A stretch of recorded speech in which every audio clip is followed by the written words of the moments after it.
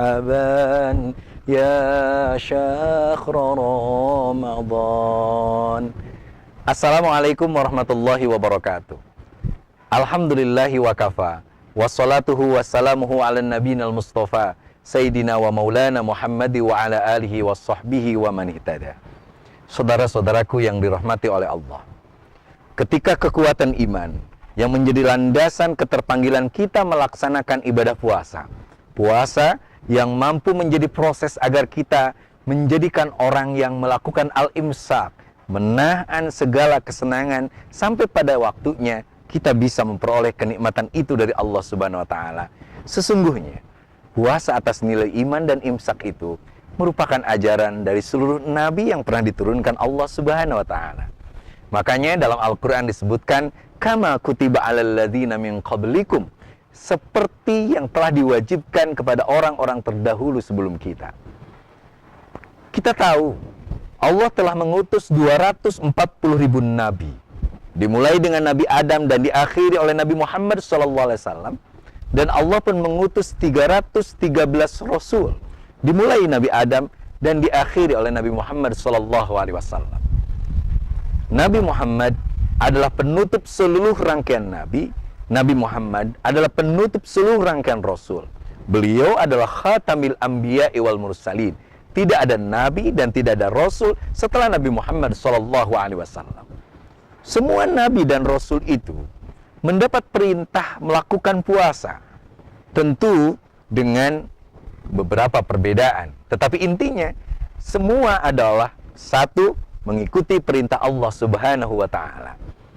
Maka ketaatan kita melaksanakan Ramadan, sesungguhnya ketaatan untuk meyakini adanya Allah yang telah memberikan kebaikan-kebaikan kita melalui agama ini. Maka orang yang berpuasa akan selalu meyakini adanya Allah Subhanahu wa ta'ala. Itu yang disebut dengan muraqabah. Pada suatu saat, Khalifah Umar bin Khattab, khalifah kedua, beliau jalan-jalan ke sebuah lembah, bertemu dengan seorang pengembala. Dia tanya pengembala itu, "Nah, berapa domba yang kau gembalakan ini?" Anak itu menjawab, "Mohon maaf Tuan, saya tidak tahu persis berapa jumlah domba yang saya urus ini." "Oke, kalau begitu bagaimana caranya kalau aku bisa beli domba ini? 5 aja, nggak usah banyak-banyak. Ini uangnya, aku ambil dombanya." Si pengembala itu bilang, "Mohon maaf Tuan, saya hanya seorang penggembala. Saya hanya seorang pesuruh, pelayan. Saya seorang petugas. Yang punya domba inilah yang mempunyai hak untuk jual beli ini. Maka kalau Tuan mau, datanglah ke kota untuk membeli domba ini." Tiba-tiba Sayyidina Umar ingin mengetesnya. Dia bilang, "Apa sulitnya nak? Terima aja duitnya, aku ambil dombanya." "Oh, jangankan yang punya domba, dirimu aja nggak tahu berapa jumlah domba ini. Udahlah, kita permudah aja urusan ini. Terima uangnya dan aku ambil domba." Pengembala itu menatap tajam Sayyidina Umar. Dia bilang, "Tuan, aku hanya seorang pengembala, seorang miskin, tetapi aku memang bisa membodohi, merekayasa, menipu yang punya domba ini, merekayasa berapa jumlah domba ini. Tetapi fa'aina Allah, di mana Allah? Aku tidak bisa berbohong pada Allah. Aku tidak bisa menipu Allah Subhanahu wa ta'ala." Sayyidina Umar terkejut. Akhirnya dia pulang ke kota, dia beli seluruh domba itu. Dia bilang kepada yang punya domba, "Mas, aku beli ini domba sekalian dengan tukang angon-angonnya sekalian." Akhirnya tukang angon datang. Dia bilang ke pengembala itu, mulai hari ini kamu nggak usah deh ngembalain domba ini." "Kenapa Tuan?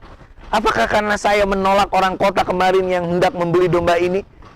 Apakah setiap penolakan orang miskin berakibat kepada pengusiran dan PHK saya?" "Oh enggak, justru kamu hari ini tidak perlu mengembalakan karena domba ini sudah menjadi milikmu. Terserah mau digembalakan atau diapakan sesuai dengan keinginanmu."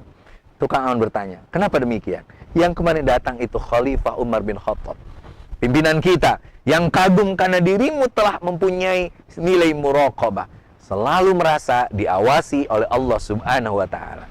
Saudaraku yang dirahmati oleh Allah, bila puasa yang telah diajarkan pada umat-umat terdahulu melahirkan nilai muraqabah, merasa diawasi oleh Allah Subhanahu wa ta'ala, Maka pantas kalau dalam satu hadis qudsi dikatakan as-saumu li wa ana ajzi bihi. Sesungguhnya puasa itu milikku, kata Allah, dan hanya aku yang akan membalas berapa pahala yang akan diberikan kepada orang-orang yang berpuasa.